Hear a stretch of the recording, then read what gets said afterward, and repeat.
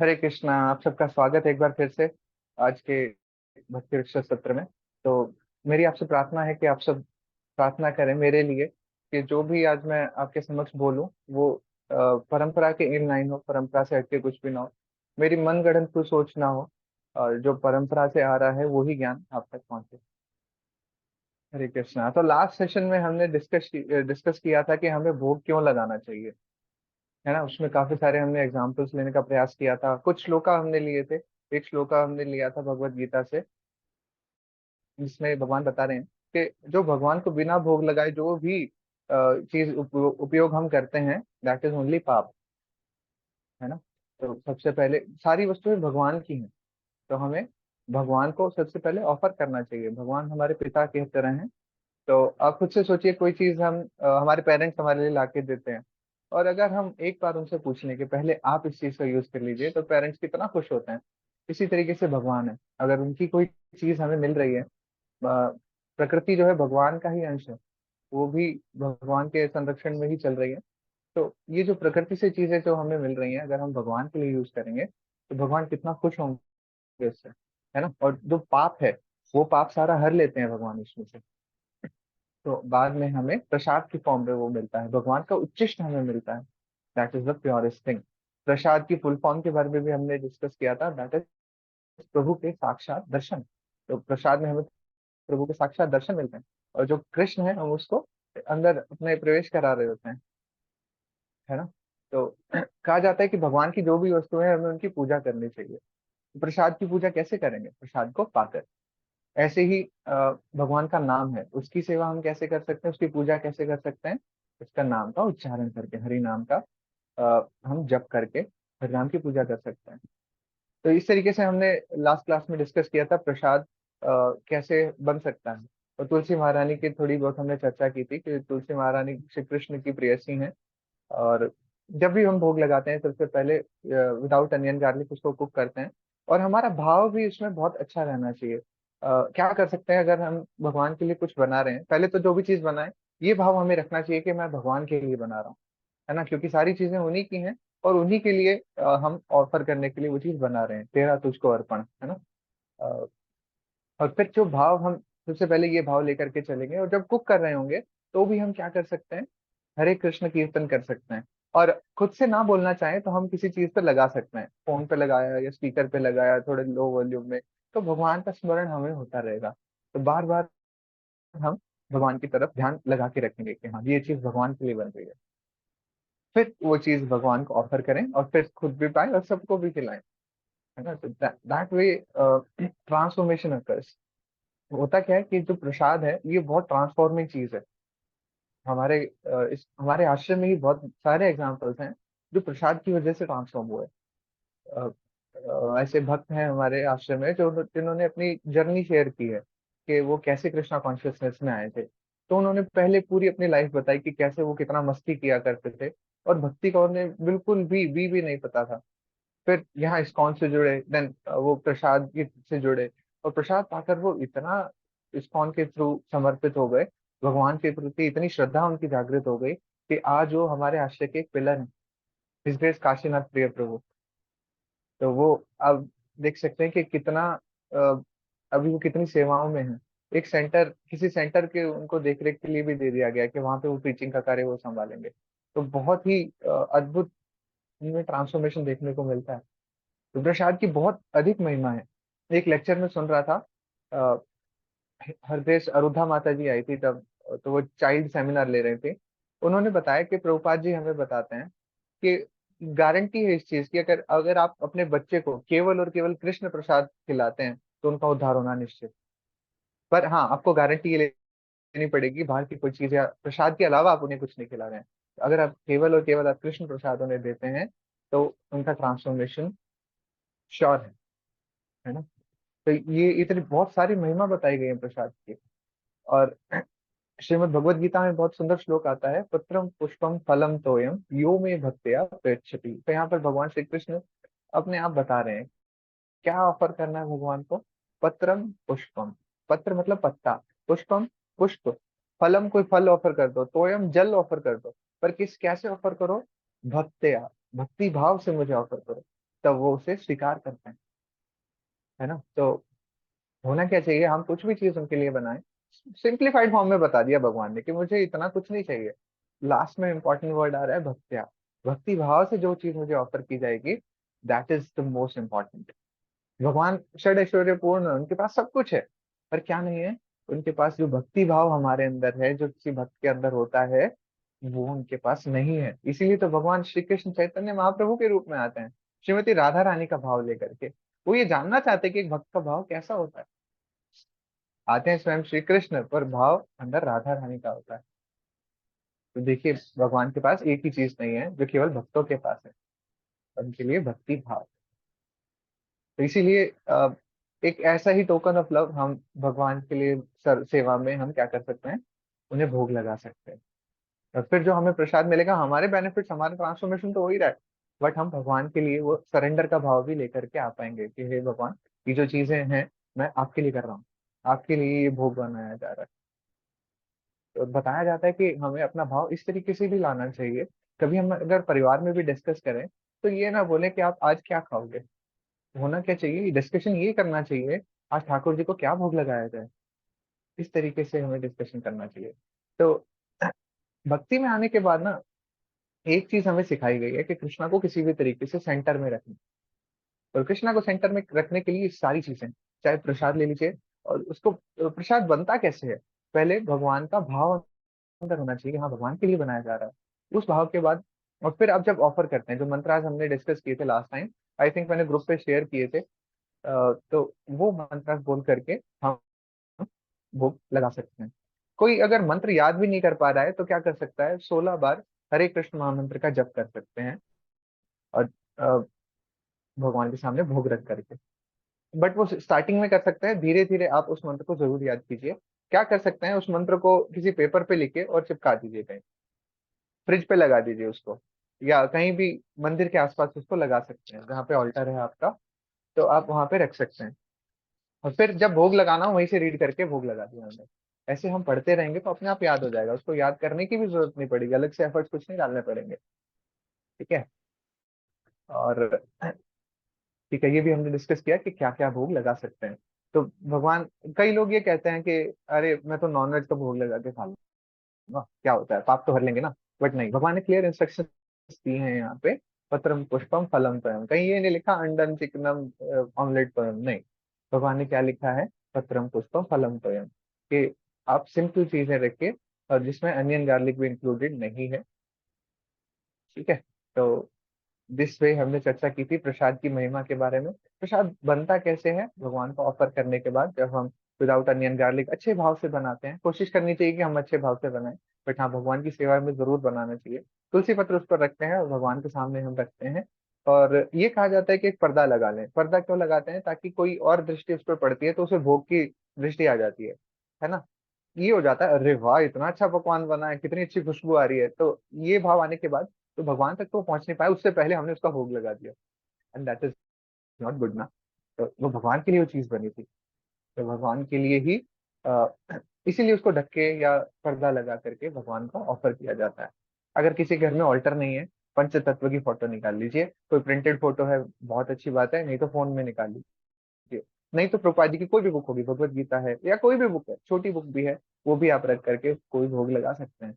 होता क्या है कि एक्चुअली हम गुरु के माध्यम से अप्रोच करते हैं भगवान कृष्ण को भोग लगाने के लिए। तो वो कैसे हो सकता है, अब प्रभुपाद जी ने बुक लिखी है, तो प्रभुपाद जी तो गुरु हैं हमारे, है ना। सबसे पहले गुरु हमारे प्रभुपाद जी होते हैं, जब भी हम इस्कॉन में आते हैं उनकी पुस्तकें पढ़ते हैं, और बाद में जाकर के हम दीक्षा गुरु की तरफ इंक्लाइंड होते हैं कि हाँ ये मेरे गुरु होंगे। तो सबसे पहले प्रभुपाद जी, जो कि पूर्व प्रतिष्ठित गुरु हैं, पहले से ही गुरु हैं वो हरि के, उनको उनके थ्रू हम भोग लगा सकते हैं। तो और प्रभुपाद जी की बुक्स में है कौन, कृष्ण ही तो है, तो प्रभुपाद जी ने लिखे हैं, तो प्रभुपाद जी के माध्यम से हम भगवान कृष्ण को भोग लगा सकते हैं। तो इतने सारे ऑप्शन अवेलेबल हैं। यस, तुलसी पत्र रखिए और तो भोग लगा सकते हैं। ठीक है, आगे बढ़े। ओके, सुदीप चौधरी प्रभु जी, आप रीड करना चाहेंगे। कृष्ण हरे कृष्णा प्रभु जी। हरे कृष्णा प्रभु जी। प्रभु जी यहाँ से रीड करनी है। यस हरे प्रभु जी, कृष्ण। हर कोई यहाँ। हर कोई उन्हें भोग लगा सकता है और फिर भोजन अपने मित्रों के साथ ग्रहण कर सकता है और कृष्ण के चित्र के सामने जप करके एक शुद्ध जीवन व्यतीत कर सकता है। फिर परिणाम देखिए, संपूर्ण जीवन वैकुंठ बन जाएगा, जहाँ कोई चिंताएं नहीं है। हमारी सारी चिंताएं हैं क्योंकि हमने भौतिक जीवन स्वीकार किया है। आध्यात्मिक जगत इससे पूरी तरह से विपरीत है। कोई भी यह नहीं जानता कि इस भौतिक जगत से कैसे बाहर निकला जाए। नशा लेना इसका हल नहीं है, क्योंकि नशा उतरने के बाद फिर से वही चिंताएं होगी। अगर हम इस सब से मुक्त होकर एक शाश्वत जीवन, आनंद और ज्ञान का चाहते हैं, तो हमें कृष्ण की शरण लेना होगा। कोई भगवान को नहीं जान सकता है, लेकिन एक रास्ता है, कृष्ण भावनामृत की प्रक्रिया। थैंक यू प्रभु जी। इस बार यहाँ पर हम डिस्कस करते हैं। अगेन प्रसाद की महिमा बताई जा रही है कि और भोग कौन कौन लगा सकता है। हर कोई लगा सकता है, और भोग लगाने के बाद वो प्रसाद सब में डिस्ट्रीब्यूट कीजिए, अपने दोस्तों को भी दे सकते हैं, है ना, उनके साथ ग्रहण कर सकते हैं। और आपको क्या करना है, एक जप कैसे कर सकते हैं, भगवान का कोई भी चित्र सामने रख लीजिए। उससे होगा क्या कि हम भगवान की तरफ मेडिटेट कर पाएंगे। जो जप हम कर रहे हैं वो भी भगवान के लिए ही कर रहे हैं, है ना। और हरि नाम संकीर्तन यज्ञ बोला जाता है इसे। यज्ञ क्यों बोलते हैं, यज्ञ में होता क्या है, आहुतियां डाली जाती हैं, और उसमें एक यज्ञ पुरुष होता है जिसके लिए वो आहुतियां दी जा रही है। अब होगा क्या कि हम हरि नाम की आहुतियां इस हवन कुंड में डाल रहे हैं। कान हमारा क्या है, हवन कुंड है। और हरि नाम जो हम मुख से बोल रहे हैं वो हरि नाम इस हवन कुंड में डाला जा रहा है। और कहाँ जाएगा वो, हृदय में जो हमारे परमात्मा बैठे हैं वो यज्ञ पुरुष के रूप में, उनके पास वो हरि नाम जाएगा। तो ऐसे आहुतियां डाली जा रही हैं और यज्ञ पुरुष हमारे हृदय के भीतर ही है, वो उससे प्रसन्न होंगे, है ना। तो ऐसे हम कर सकते हैं। और सामने तस्वीर रखना ये क्यों है, ताकि हम भगवान की तरफ ध्यान लगा पाए, हमारा मन जो इधर उधर भागता है उसको हम केंद्रित करके वापस लेकर के आ पाए। कई बार ये क्वेश्चन भी आता है कि मन को कैसे कंट्रोल किया जाए। मन को कंट्रोल करना पॉसिबल नहीं है, नियर टू इम्पॉसिबल है। क्यों, क्योंकि अर्जुन स्वयं कह रहे हैं भगवत गीता में, चंचलम ही मना कृष्णा प्रमाथि बलभद्रम। मन जो है बहुत ज्यादा चंचल है। और भगवान भगवान को बता रहे हैं अर्जुन कि मैं अब इस वायु की गति को कंट्रोल कर सकता हूँ अपने बाणों के माध्यम से, पर इस मन की गति को कंट्रोल नहीं कर पा रहा हूँ। आप खुद से सोच सकते हैं कि हम यहाँ बैठे बैठे एक बार अगर समुद्र का ध्यान कर ले, हम समुद्र में पहुंच जाएंगे तुरंत। एक बार स्नोफॉल का ध्यान कर ले, हम पहाड़ों में पहुंच जाएंगे एकदम। इतनी तेज भाग रहा है मन। और कितना टाइम लगेगा इतनी इतनी दूर पहुंचने में। कोई अगर यहाँ बैठे बैठे स्विट्जरलैंड का ध्यान कर ले, वहां पहुंच जाएगा within milliseconds. Second भी नहीं लगेगा, एक सेकंड भी नहीं लगेगा, है ना। तो ये हम देख सकते हैं कि मन कितना तेज भाग रहा है, और एकदम से वहां पहुंच जाएगा, और तो हमारा ध्यान कैसे लगेगा। तो करना क्या है, हमें प्रोकास्टिनेट करना है। मन कहेगा अरे उसको कॉल करनी है, तो क्या करें, अभी मत करो, रुक जाओ, अभी मैं थोड़ा नाम ले लूं, उसके बाद पक्का 2 मिनट बात करेंगे, 4 मिनट बात करेंगे अब की बार, ठीक है। तो ऐसे टालते रहना, और फिर जब जब हो जाए तो फिर हम बात कर सकते हैं, है ना। और फिर हम खुद से देखेंगे कि हमारा प्योरिफिकेशन हो रहा है। मंत्रा, तो मंत्र कौन होता है, जो मन का क्लींजिंग करता है, मन की क्लींजिंग करता है, मन की सफाई करता है वो। यस, तो this is called Mantra.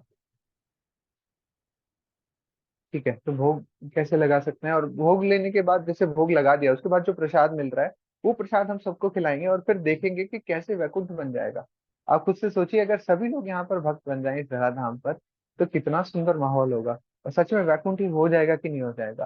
Vaikuntha means जहाँ पे कोई कुंठा नहीं है, जहाँ पे कोई प्रॉब्लम नहीं है। इसलिए कहा जाता है इस्कॉन के मंदिर जो है that are equivalent to Vaikuntha only.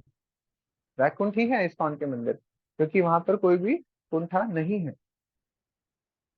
Right, तो इसी तरीके से अगर पूरा जगत कृष्ण भावना भावित हो गया, अगर सारे लोग ऐसे सोचने लगे कि हाँ भोग लगाए बिना कुछ नहीं पाना है, या कुछ भी है, इस तरीके से कृष्ण भावना भावित हो जाए, जो भी सारी चीजें हम फॉलो करते हैं, तो कितना सुंदर लगेगा। आप खुद से सोचिए कि कभी आप किसी अननोन जगह पे गए हैं, या ट्रैवल कर रहे हैं कहीं, है ना, पब्लिक व्हीकल से या मेट्रो से जा रहे हैं, बस में जा रहे हैं, और कोई कृष्ण कृष्ण भक्त वहां पे आपको दिख जाए, तिलक धारण किया और सुंदर कंठी माला दिख जाए, हाथ में जप माला दिख जाए, तो कितना अच्छा लगता है। और जब हम उनको ग्रीट करते हैं तो कितना अंदर से इतनी पॉजिटिव फीलिंग आ रही होती है कि हाँ, उस टाइम में प्रभुपाद जी को थैंक यू करने का मन करता है कि हे प्रभुपाद, आपने इतना पूरे जगत को एक्चुअली जोड़ दिया ना कल प्रभु एक डिवोटी फ्रेंड है मेरे, यहाँ घर पर ही आए थे कल। वो बता रहे थे कि कैसे उन्होंने जॉब स्टार्ट की थी। कुछ जॉब उन्होंने की थी दैट वाज मतलब भगवान से रिलेटेड कुछ भी नहीं था। फिर उन्होंने कुछ टाइम टेम्पल में फुल टाइम काम किया। देन उन्होंने कुछ और जॉब की। अब टेम्पल की तरफ से एक ऐसा प्रोजेक्ट मिल गया उन्हें जो स्टार्टिंग में काम किया था उन्होंने। तो अगेन भगवान कृष्ण ने उनको अपनी तरफ ले लिया। जो काम स्टार्टिंग में किया था वही काम अब यूज आ रहा है उनको, जो अभी जिस प्रोजेक्ट में प्रभु जी काम कर रहे हैं। तो ऐसे देखिए कैसे साइकिल की तरह चलता है एकदम। तो भगवान कृष्ण ने अगर खींचना होता है ना अपनी तरफ, कभी भी साथ नहीं छोड़ते हैं वो। एक भगवान श्री रामचंद्र जी का एग्जाम्पल आता है। जब वो वन में जा रहे थे तो नंगे पैर चल रहे थे और उनके पैर में कांटा लग गया। और कांटा लगने के बाद काफी दर्द हुआ उन्हें, उससे ब्लड भी आ रहा है। तो वहां पर लक्ष्मण जी, सीता मैया सब कह रहे हैं कि कांटे को हम निकाल देते हैं। तो भगवान रामचंद्र जी वहां पर बहुत ही टचिंग बात कहते हैं कि एक बार जिस चीज को मैंने स्वीकार कर लिया, एक बार जिस भी भक्त को मैंने स्वीकार कर लिया, उसका साथ में कभी नहीं छोड़ता। और वो कांटा उन्होंने निकालने नहीं दिया। तो वो तो कांटा है जो उनको इतना पेन दे रहा है ना, उसको भी नहीं निकालने दे रहे हैं। देखिए भगवान कैसे हमारा साथ छोड़ सकते हैं। तो ये विश्वास हमारे अंदर रहना चाहिए कि भगवान हमेशा हमारे साथ है। तब तब देखिए कितना पॉजिटिव फील आता है। और जब हम ऐसा सोचेंगे ना भगवान हमेशा हमारे साथ है, तो अपने आप से सरेंडर भी हम कर पाएंगे कि भगवान तो मेरे साथ है ही। तो कोई दिक्कत नहीं है। हिज ग्रेस गौर गोपाल प्रभु जी हैं। तो सबने देखा होगा, गौर गोपाल दास करके उनका पेज है, यूट्यूब चैनल भी है, काफी सारी वीडियोस आती हैं उनकी। वो बहुत अच्छा बताते हैं कि लाइफ में जब भी आपके प्रॉब्लम आए तो क्या करना है। तो आपको बस एक चीज सोचनी है, क्या इसके बारे में मैं कुछ कर सकता हूँ। ठीक है, कुछ कर सकता हूँ तो फिर टेंशन किस बात की है। जो कर ही लेंगे इस प्रॉब्लम के बारे में तो टेंशन क्यों लेनी है। दूसरी चीज है कि इसके बारे में मैं कुछ नहीं कर सकता हूँ। अगेन फिर क्या टेंशन का मामला रह गया, जब उसके बारे में कुछ आप कर ही नहीं सकते हैं तो क्या टेंशन रहेगी। इन एनी केस टेंशन नहीं लेनी है, भगवान के ऊपर छोड़ देना है। सब कुछ भगवान की परमिशन से ही तो चल रहा है, उनकी सैंक्शन हर एक चीज में, राइट।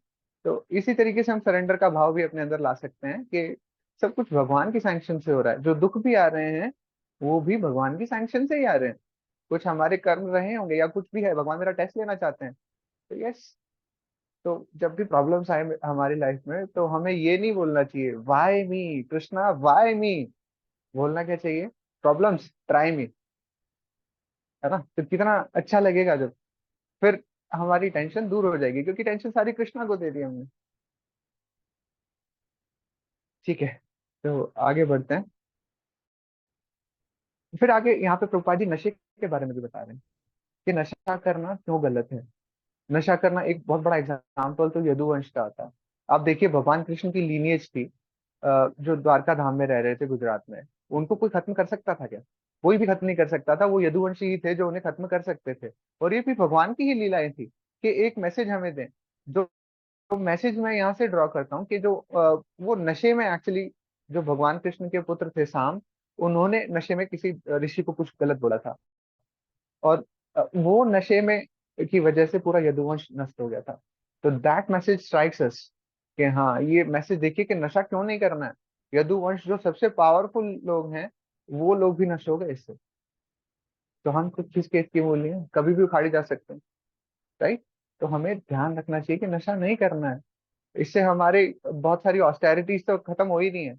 जो हम अच्छी चीज करते हैं वो नष्ट हो जाती है हमारी, नशा नशा करने की वजह से, राइट। तो हमें नशा नहीं करना चाहिए। यहाँ पर भी नशे की बात बताई जा रही है कि कई बार हमें इतनी टेंशन होती है कि नशे की चीज का सहारा ले लेते हैं कि किसी ने ड्रिंक कर लिया, कुछ स्मोक कर रहा है या कुछ है। तो उससे क्या होगा, वो चीज हम भूल जाएंगे फॉर द टाइम बीइंग। जो प्रॉब्लम है हमारी उस समय के लिए केवल हम हमारे दिमाग से वो निकल जाएगी। बस इतना ही होगा उसी टाइम के लिए। एक बार वो नशा उतरा फिर से उसी वही उसी हेल में हम वापस आ जाएंगे कि जिस प्रॉब्लम में हम थे वहीं पर वापस आ जाएंगे। तो ये जो टेम्परेरी रिलीफ है नशा करने की, जिससे टेम्परेरी रिलीफ मिलता है, वो हमें नहीं करना है। उससे चिंताएं और बढ़ती हैं एक्चुअली। हेल्थ इश्यूज होते हैं, सब होता है, वो प्रॉब्लम हो जाती है हमें। ठीक है, तो हमें वहां से मुक्त होना चाहिए और हमें हायर टेस्ट लेना चाहिए। जब तक हमें हायर टेस्ट नहीं मिलेगा तब तक हम लोअर टेस्ट को नहीं भूल पाएंगे। तो हम जिस माया में है कि हाँ ये भौतिक सुख सुविधाएं मुझे सच में खुशी प्रदान करेंगी, मुझे आनंद देंगी, वो भ्रम वो माया हमें दूर हो जाएगी। कब? जब हमें हायर टेस्ट मिलेगा, भगवान कृष्ण का नाम हमें मिलेगा। तो भगवान कृष्ण का नाम जब हम लेंगे, तो ये जो लोअर टेस्ट है, इससे हम अ, इसकी बजाय हमें हायर टेस्ट मिलेगा। तो जब आप खुद से सोचिए, जब हमें लोअर टेस्ट का पता था, हम वहीं पर खुश थे। बट जब एक हायर टेस्ट हमें मिल जाता है कि हाँ ये चीज यहाँ से बेटर है, तो हमेशा हम बेटर के लिए स्ट्राइव करते हैं, बेटर की तरफ जाते हैं, है ना। तो इसी तरीके से हमें भगवान के नामों का सहारा लेना चाहिए, क्योंकि that is the higher test, even the highest test that is. वो टेस्ट हमें अभी नहीं आ रहा है, क्योंकि हम भव रोग से पीड़ित हैं। जैसा कि शास्त्रों में बताया गया, हमारे गोस्वामीज बताते हैं कि जैसे गन्ने का रस दिया जाता है किसको, जिसको जॉन्डिस हो गया है। बट वो इलाज तो वही है उसका। अब जॉन्डिस वाले को लगता क्या है, वो मीठी चीज उससे कड़वी लगती है, क्योंकि वो रोगी है अभी तो। होगा क्या, उससे बोला जाता है कि आप फिर भी ये पीते रहिए। कहा जाता है स्पॉन्ज के रसगुल्ले, या मीठा ही दिया जाता है उन्हें मोस्टली। तो मीठा ले लेकर के वो ठीक हो जाते हैं, और बाद में उन्हें टेस्ट भी आने लगता है, राइट। बट हमारे केस में क्या है, भव रोग हमें लगा हुआ है, और हमें ये नहीं पता कि हरि नाम कितना मीठा है। इसीलिए हमें शास्त्रों का सहारा लेना चाहिए, हमारे आचार्यों का सहारा लेना चाहिए। उन्होंने बताया है शास्त्रों में कि कितना मधुर है। मधुरम मधुरेभ्योऽपि पावनम पावनेभ्योऽपि मंगलेभ्योऽपि मंगलम हरे नाम एव केवलम। मीठे से भी मीठा हरि नाम है ना। तो हमारे भवरोग की दवाई भी यही है। जो हम यहाँ भवसागर में फंसे हुए हैं, बहुत एक जंजाल में फंसे हुए हैं कि ये चीज हमें आनंद देगी, वो हरि नाम ही हमें वहां से बाहर निकाल सकता है। यस। तो हमें हरि नाम लेते रहना चाहिए। अभी कड़वा लगेगा कि हम नहीं कर पा रहे हैं हरि नाम, बिल्कुल ध्यान नहीं लग रहा है, इधर उधर ध्यान भाग रहा है। तो बट हमें वो ऑइंटमेंट या वो मेडिकेशन लेती ही रहनी है। वो प्रिस्क्राइब्ड है हमारे शास्त्रों में, हमारे आचार्यों के द्वारा सबने बताया कि हरि नाम हमें करना है। बेशक कितना ही कड़वा क्यों ना लगे, वो आगे जाकर के टेस्ट आएगा उसमें। जो शुद्ध नाम की स्टेज है, वहां तक हमें पहुंचना है। अभी हम नाम अपराध कर रहे हैं, क्योंकि हमारा मन इधर उधर भाग रहा है, कभी भी ध्यान ही नहीं रहता नाम ले रहे हैं, किसका नाम ले रहे हैं, बस मैकेनिकली करे जा रहे हैं। बट हमें कोशिश करनी है कि मन को वापस लेकर के आए, भगवान की तरफ केंद्रित करें, और अच्छे से नाम लें। तो एक दिन वो जरूर आएगा कि हम एक शुद्ध नाम ले पाए। शिला प्रभुपाद क्यों कहते हैं कि 16 माला करो? ये एक काउंट उन्होंने डिसाइड तो कर दिया कि मिनिमम आप 16 माला जरूर करो।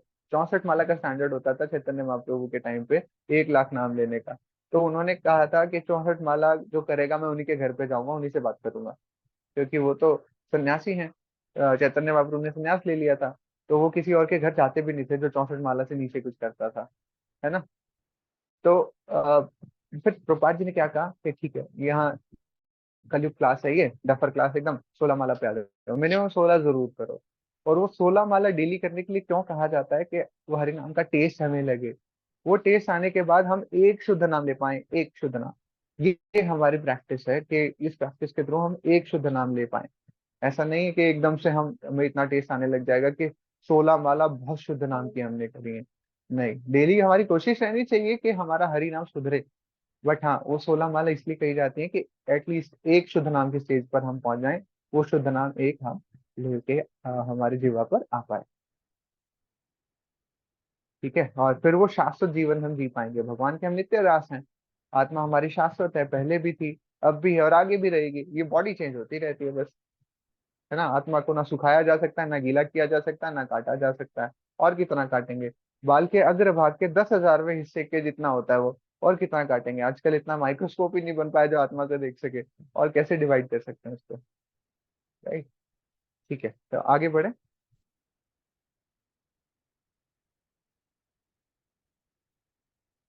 नेक्स्ट अनन्या प्रभु जी, हरे कृष्णा।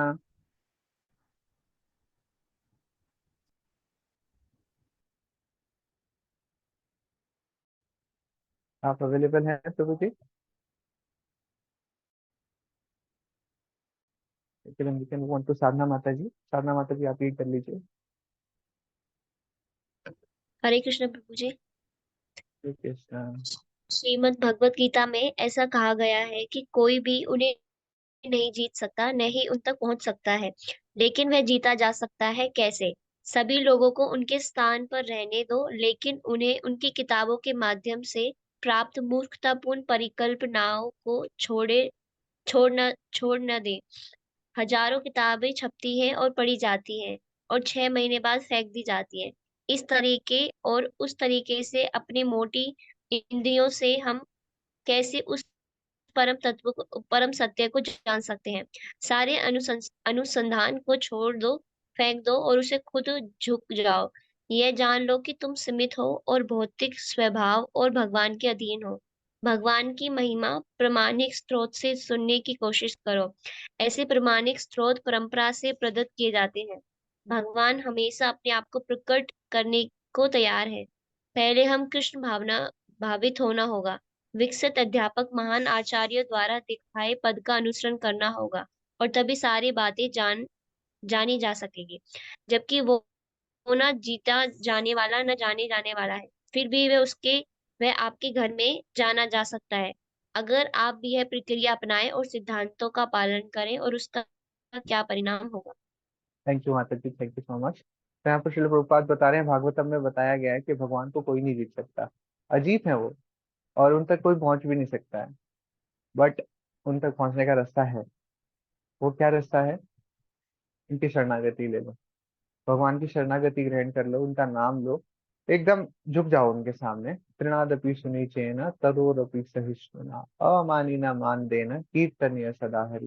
कीर्तनीय सदा हरि वाली स्टेज लेकर के आने हैं हमें, कि जब हम हरि नाम का कीर्तन सतत रूप से कर पाएंगे, हमेशा कर पाएंगे।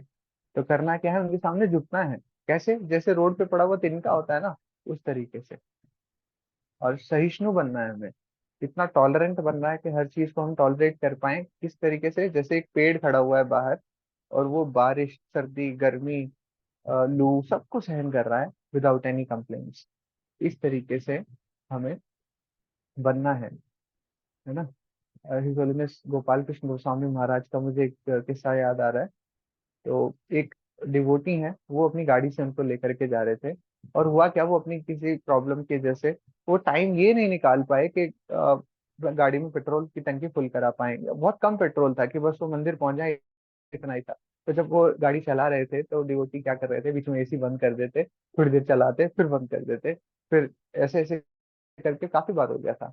तो उन डिवोटी को भी अच्छा नहीं लग रहा था कि गुरु महाराज बैठे हुए हैं उनके, और ऐसे प्रॉब्लम कर रहे हैं, वो एसी नहीं चला रहे हैं। तब इस ने गोपाल कृष्ण गोस्वामी महाराज से उन्होंने पूछ लिया कि महाराज, ऐसे मैं एक्चुअली टंकी पानी पेट्रोल की टंकी में थोड़ा कम पेट्रोल है, इस टैंक में मैं फिल नहीं करवा पाया, क्योंकि आप किसी भी टाइम आ जाते और मैं अगर गाड़ी वहां पे अगर मुझे ना आपको ना मिलती तो आपका टाइम वेस्ट हो जाता, इसलिए मैं जा ही नहीं पाया कि आप किस टाइम आ जाएंगे गाड़ी में ट्रैवल करने के लिए। तो मैं जा ही नहीं पाया। तो इसीलिए मैं एसी ऑन ऑफ कर रहा हूँ, ताकि पेट्रोल कम यूज हो और आपके आपके गंतव्य तक मैं पहुंचा पाऊँ, आपकी डेस्टिनेशन तक हम पहुंच पाए। तो महाराज ने उस समय कहा था कि मैं एक सन्यासी हूँ, मुझे सर्दी गर्मी इन चीज से कोई फर्क नहीं पड़ता। तो महाराज से हम सीख सकते हैं कि कैसे बनना है ना।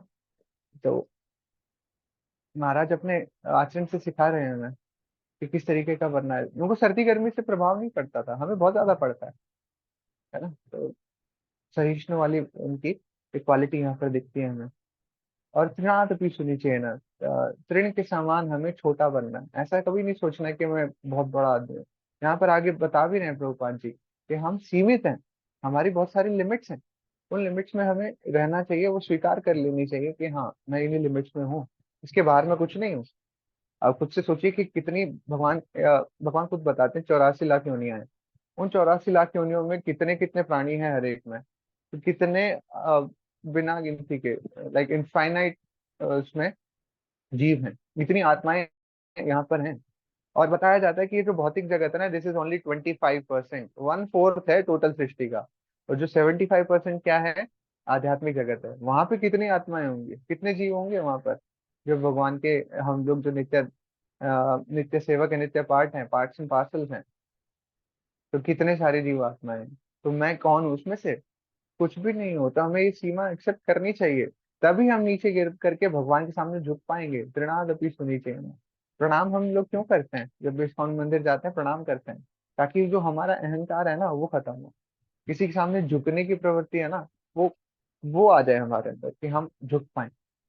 कहा जाता है कि जो फलदार वृक्ष होता है ना वो झुकता है। तो वो क्वालिटी हमारे अंदर होगी ना कि हम झुकेंगे, तो वो आनी बहुत जरूरी है। अहंकार का फोड़ा भगवान को बिल्कुल भी नहीं पसंद है।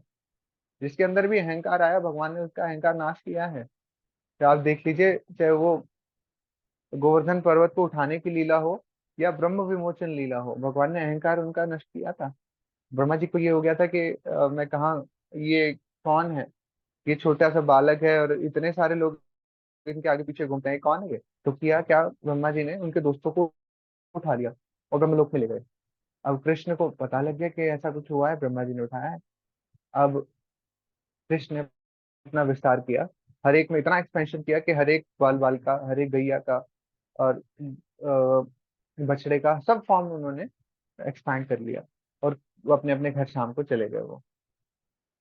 अब किसी को भी एक भनक तक भी नहीं लगी कि उनका बच्चा गायब है घर से। तो क्योंकि भगवान कृष्ण तो सबके अंदर है, एक्चुअली सब वो आत्माएं तो सब उन्हीं का पार्ट है। और उन्होंने जब एक्सपैंड कर लिया तो उनकी जो माताएं थी, जो गैया थी बछड़ों की, उनको बहुत ज्यादा दुलार आ रहा है अपने बच्चों पर, क्योंकि भगवान कृष्ण स्वयं अब वहां पर विस्तार लेकर के गए। तो और ज्यादा स्नेह कर रही हैं अपने बच्चों से सभी माताएं, चाहे वो गौ माता हो या फिर जो गोपियां थी, माताएं थी, वो सब अपने बच्चों से और अधिक प्रेम कर रही हैं। और बाद में फिर भगवान कृष्ण सभी ब्रह्माओं को बुलाते हैं। तो ये वाले जो ब्रह्मा है जिन्होंने किडनैप किया था बच्चों का या ग्वाल बालों का, बछड़ों का, उनको उनको भी बुलाते हैं। तो ब्रह्मा जी आकर के देखते हैं इतने सारे ब्रह्मा कौन आ गए हैं। फिर उन्हें एहसास होता है कि हाँ, मैं तो कुछ भी नहीं हूँ। इतने सारे ब्रह्मांड है, अनंत कोटि ब्रह्मांड है, उनके रचयिता तो या उनके संरक्षक तो भगवान श्री कृष्ण है, और उनके साथ मैं पंगा लेने चला था। मैं तो एक छोटा सा ब्रह्मा हूँ, इतने सारे ब्रह्माओं में से एक ब्रह्मा हूँ मैं। और भगवान जो परम नियंता है, उनके उनके साथ में पंगा लेने चला था। उनका अहंकार वहां पे चूर हुआ। इंद्रदेव की पूजा भगवान ने कहा था कि नहीं करनी, और फिर गोवर्धन की पूजा करनी है। उस टाइम पे इंद्र को बड़ा गुस्सा आया था, ये अहंकार आ गया था कि मेरी पूजा कैसे रोक दी आप लोगों ने।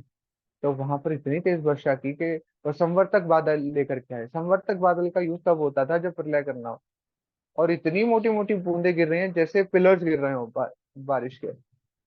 एकदम जैसे पिलर्स होते हैं ना, इतने बड़े बड़े पानी की बूंदें गिर रही थी। तब भगवान श्री कृष्ण ने गोवर्धन पर्वत उठाकर सबकी रक्षा की थी। और फिर इंद्र को रियलाइज करवाया था कि नहीं, दिस इज रॉन्ग। उनका अहंकार का फोड़ा भी भगवान ने फोड़ा था। राइट। तो भगवान को अहंकार बिल्कुल नहीं पसंद है। करना क्या है, हमें भगवान की शरणागति ग्रहण करनी है। हम बहुत छोटे से पार्ट हैं भगवान के, बस वो ही मान करके हमें सबमिसिव हो जाना है। सबमिसिव मतलब शरणागति का पार्ट, शरणागति का भाव हमें अपने अंदर लेकर के आना है। और शरणागति का भाव कौन सिखा रहे हैं हमें, सब आचार्य गण हमें सिखाते हैं।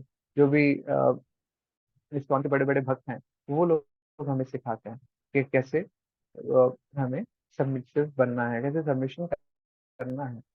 तो आप खुद से देखिए, जो षड गोस्वामी थे हमारे, वो कितनी ऊंची ऊंची पोस्ट पे थे। और षड गोस्वामी अष्टकम भी है, बहुत सुंदर है। आप उसका मीनिंग कोशिश करेंगे किसी एक क्लास में हम उसको पढ़ें।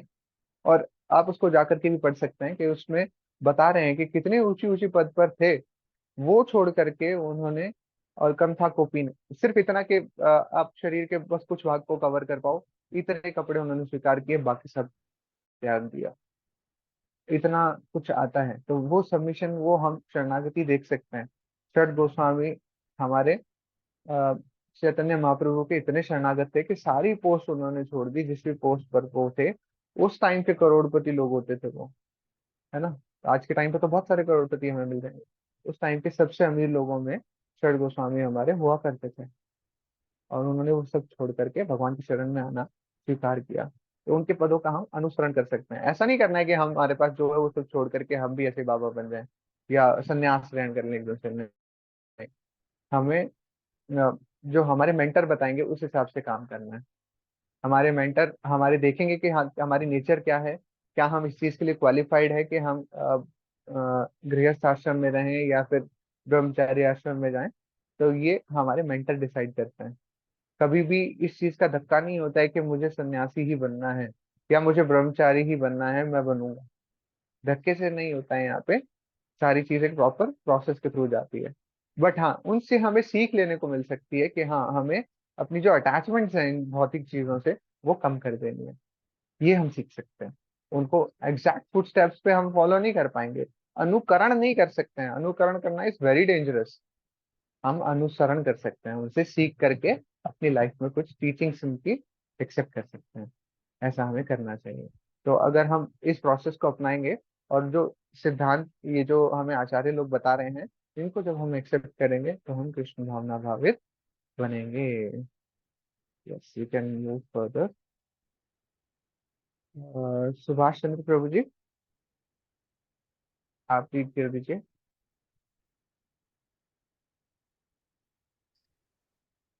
जी बोलो जी, हरे कृष्णा। हरे कृष्णा प्रभु जी। जैसे ही आप यह समझते हैं,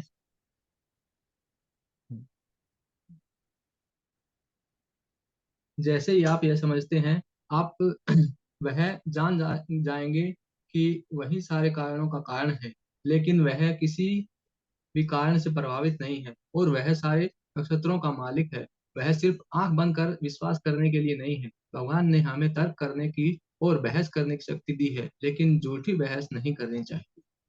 thank you Prabhu ji, thank you so much. यहाँ पहली लाइन में ही प्रभुपाद जी बता रहे हैं वो सारे कारणों के कारण हैं। ईश्वर परमा कृष्णा सर्व कारण कारणम सच्चिदानंद विग्रह, सॉरी, अनादिर आदिर गोविंद सर्व कारण कारणम। मैं थोड़ा आगे पीछे बोल गया इस श्लोका को। ईश्वर परमा कृष्णा सच्चिदानंद विग्रह, अनादिर आदिर गोविंद सर्व कारण कारणम। तो भगवान सभी कारणों के कारण है। और ईश्वर है परमा कृष्णा, तो परम ईश्वर कौन है, परमेश्वर कौन है, वो कृष्ण है। सच्चिदानंद विग्रह है वो। सच्चित आनंद, हमेशा आनंद में रहते हैं। आप खुद से सोचिए कि हम क्यों हैप्पीनेस पाने की उसमें रहते हैं, क्योंकि भगवान की पार्ट है हम, भगवान हमेशा आनंद में रहते हैं, तो वो हैप्पीनेस हम भी तो चाहेंगे ना। ठीक है, ऐसा बताया जाता है कि जो भौतिक जगत है ये आध्यात्मिक जगत का उल्टा प्रतिबिंब है एकदम। तो चैप्टर 15 आता है भगवत गीता में, पुरुषोत्तम योग, उसके अंदर पहला ही श्लोक आता है, ऊर्ध्व मूलम अधो शाखम अश्वत्थम प्राहुरव्ययम। तो उसमें बताया जा रहा है कि जो भौतिक जगत है वो आध्यात्मिक जगत का उल्टा प्रतिबिंब है एकदम, है ना। तो भगवान की जो इच्छाएं होंगी वो भी हमारे अंदर आएंगी। फिर जो भगवान फील करते हैं वो फील हम हमारे अंदर भी है, क्योंकि उन्हीं के पार्ट है हम। तो वो सारी चीजें भी हम करना चाहते हैं, है ना। और होता क्या है कि वो सारे कारणों के कारण है। जितने भी चीजें हम देखते हैं सारा सबका रूट कॉज भगवान ही है। और जो चीजें हैं भगवान उनसे अप्रभावित रहते हैं, अनटच्ड रहते हैं उनसे। वो सारे नक्षत्रों के मालिक हैं, सारे ग्रह जितने भी हैं, सारे नक्षत्र हैं, वो सबके मालिक भगवान ही हैं। ये सिर्फ आंख बंद करके विश्वास करने के लिए नहीं है ना। तो ये लॉजिक के थ्रू प्रूव्ड है एक्चुअली कि भगवान हैं और वो ही सब चीजों के परम नियंता हैं। और भगवान ने हमें तर्क करने की, बहस करने की शक्ति तो दी है, बट हमें फूल चलूल की बात में बहस नहीं करनी चाहिए। जो चीजें बहस करने लायक हैं उन्हीं के बारे में बोलना चाहिए, अथा तो ब्रह्म जिज्ञासा। तो हमारे अंदर जो जिज्ञासा होनी चाहिए वो भगवान को जानने के लिए होनी चाहिए। भगवान ने हमें ये शरीर दिया है तो उसका कारण जानना चाहिए कि ये मनुष्य शरीर मुझे क्यों मिला है। कोई और शरीर मिल जाता अगर, जो पशु होते हैं, तो उनको भी तो यही चीजें करनी होती हैं, है ना। ईटिंग, मीटिंग, डिफेंडिंग और स्लीपिंग, ये चार चीजों के लिए वो भी भाग रहे होते हैं, और वो नीड्स उनकी भी पूरी हो रही होती हैं, हमारी भी वो नीड्स पूरी हो रही हैं। तो फिर डिफरेंस क्या है, ये क्वेश्चन पूछना चाहिए, है ना। तो ऐसे फालतू की बहस नहीं करनी चाहिए हमें। तो वो लॉजिकली प्रूवन है एक्चुअली हर एक चीज, कि भगवान क्यों है। क्योंकि हर एक चीज का एक क्रिएटर होता है। ये जो सृष्टि हम देख रहे हैं वो क्रिएटर है कोई, वो भगवान है। भगवान षड्ऐश्वर्य पूर्ण है, उनके पास सारी चीजें हैं, राइट। ठीक है, तो आज हम इतना ही पढ़ते हैं, 9:15 बज गए हैं टाइम। तो अगर आज मुझसे कुछ त्रुटि हुई हो तो प्लीज मुझे माफ कीजिएगा। अगर कोई मेरी बात गलत लगी हो या मैंने गलत बोला हो तो प्लीज मुझे माफ कीजिएगा। हरे कृष्णा। एक बार हम सभी वैष्णवों के चरण कमलों की वंदना करते हैं, जो कल्पतरु के समान हमारी समस्त इच्छाओं को पूर्ण करने में समर्थ हैं, पतित आत्माओं के दयालु हैं और करुणा के सागर हैं। वांछा कल्पतरुभ्यश्च कृपा सिंधुभ्य एव च पतितानां पावनेभ्यो वैष्णवेभ्यो नमो नमः। अनंत कोटि वैष्णव वृंद की जय। जगत गुरु श्रील प्रभुपाद की जय। हरे कृष्ण।